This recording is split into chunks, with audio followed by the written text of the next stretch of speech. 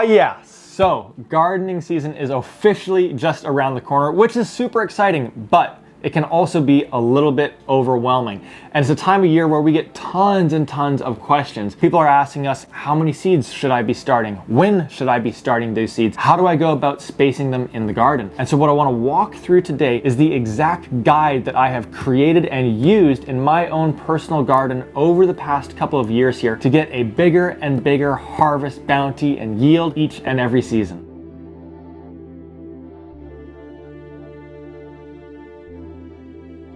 So as we get started here, if you have any questions at any point, type those into the comments down below. I answer each and every one of them. I'm not joking, go take a look. I answer each and every comment down there. And on top of that, today we're gonna be going through our garden guide for planning the perfect vegetable garden. And the link to download this so that you can do it for your garden in your zone is in the description down below. And so what I wanna walk through is just this guide kind of sequentially and how I go about using it for my garden. So let's go ahead and dive in with the first of the 5 steps that I go through.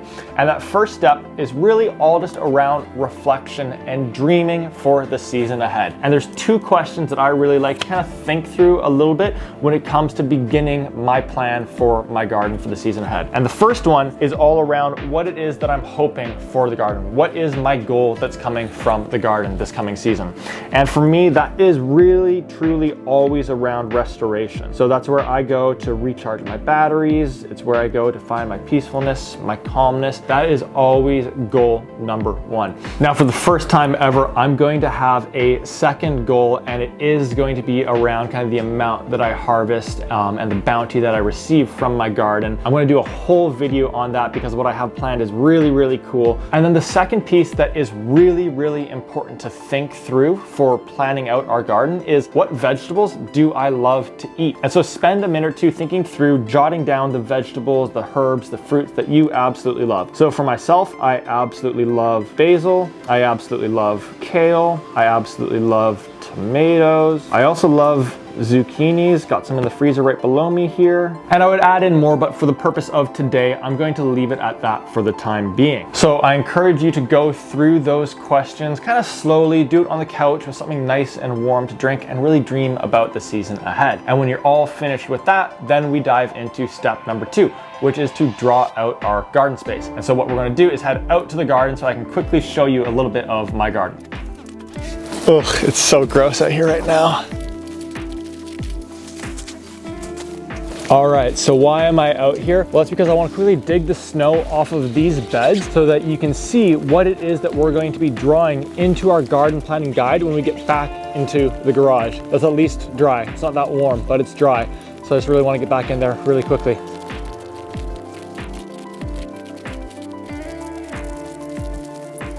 Okay, so that wasn't so easy. I think I've actually come up with a better idea for how to show you this. So let's go back to the garage for that. Whew.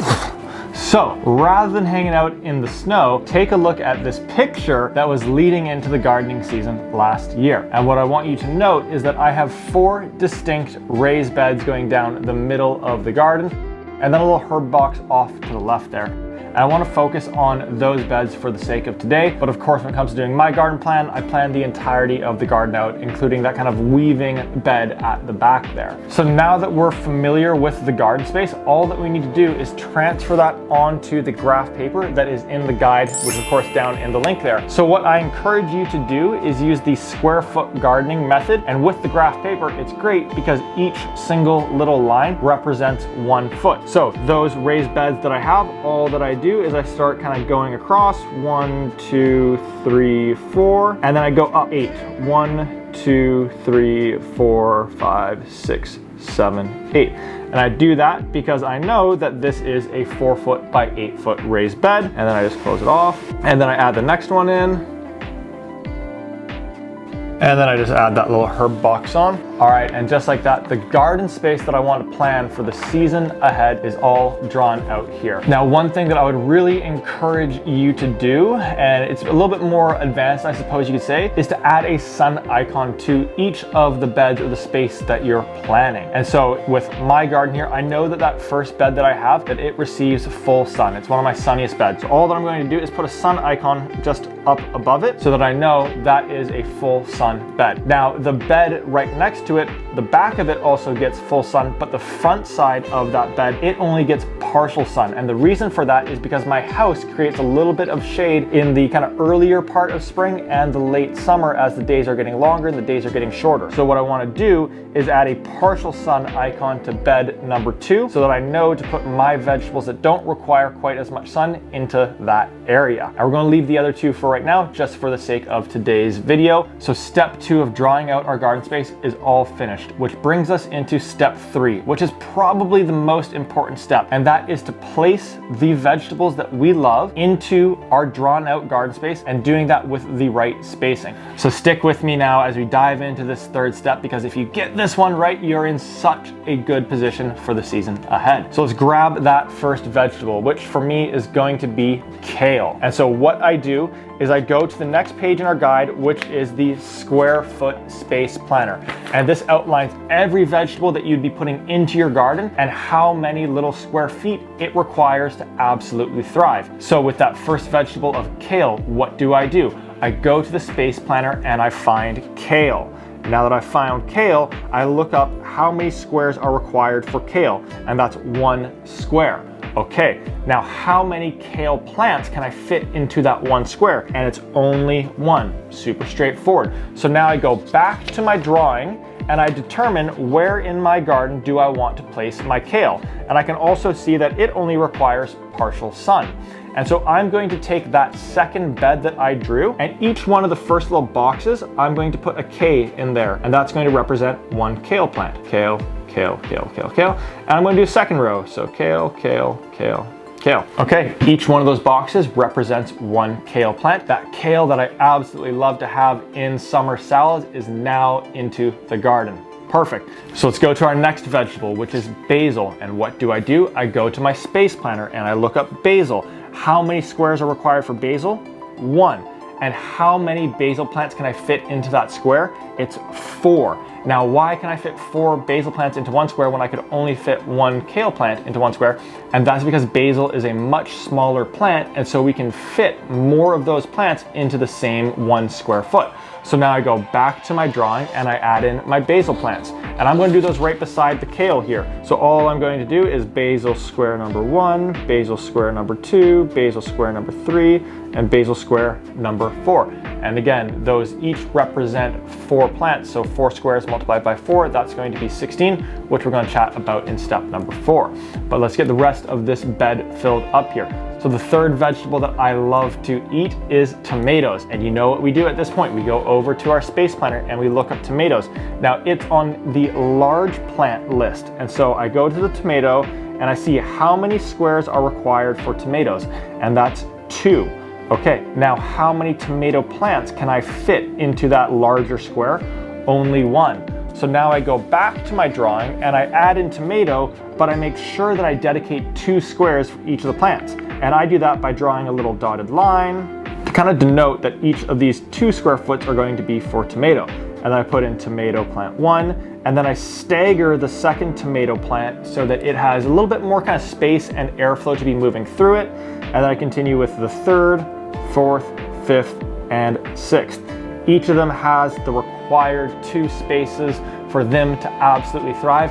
Those are going to be some happy tomato babies in just a few months. All right, the last final vegetable that I have that I want to be getting into my garden is the big boy zucchini. So let's go back to our space planner. Let's look up zucchini. How many squares are required for zucchini? It's 4 squares. They get so large, so big. So I'm going to need to give them a lot of space. And how many zucchini plants can I be fitting into that 1 really large square?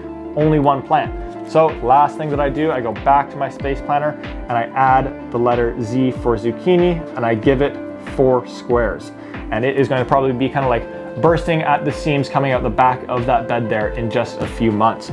And so take a look at that. In just a couple of minutes here, I've got that bed completely full, ready to go.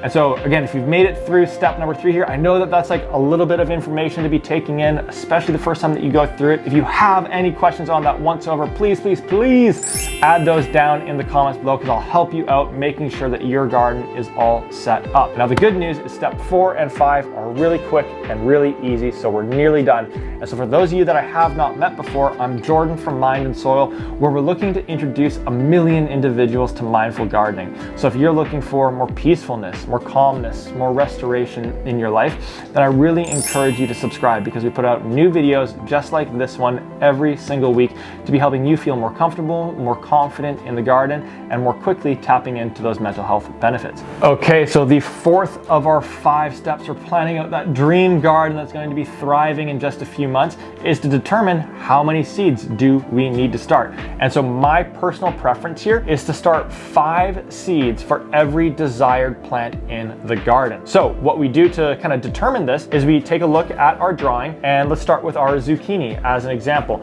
And we see that, okay, I have drawn 2 squares for zucchinis. So in step number 4 here, I write down zooks.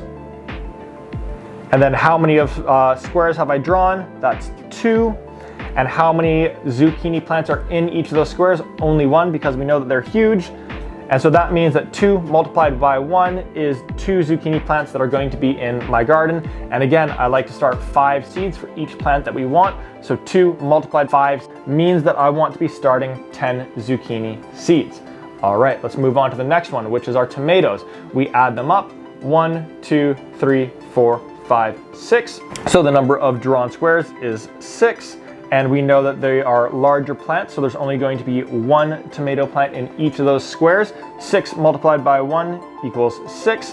And how many seeds do we like to start for each plant that we want? That's 5.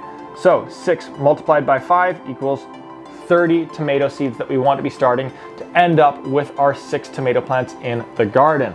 Let's do the last 2 here, and we are into the home stretch.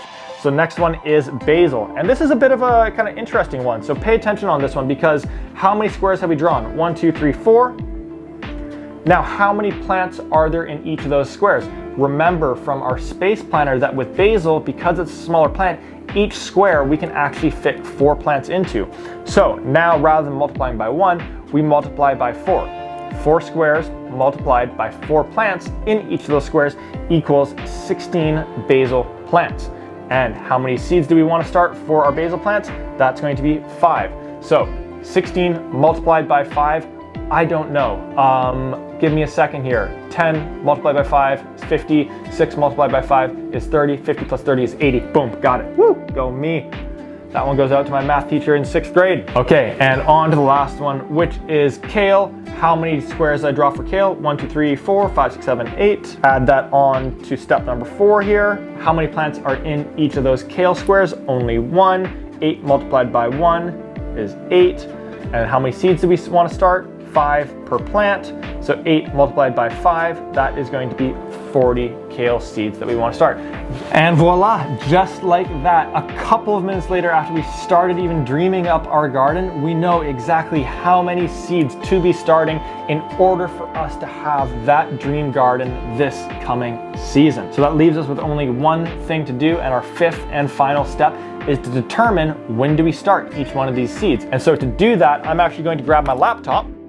All that you need to do is go to Google and look up the name of the city that you live in, such as for me, Squamish, and growing zone. And so as soon as we do that, it comes back to you with what your growing zone is, which for me is 7B. So now all that I need to do is look up growing zone 7B planting chart. And so now what I can quickly see is a whole bunch of results. And I'm gonna head over to my favorite one, which is West Coast Seeds. And they've got these amazing seed starting charts that are gonna tell you exactly what vegetables you can be starting at what points in the season. And you're going to use this for your specific growing zone in order to make sure that each of your vegetables are getting started at the right time here. So I open it up, and what I can see is that our zucchinis, we're gonna be starting those a little bit later in April. And our tomatoes, we can be getting those started in March. And the same thing goes for my basil and for my kale.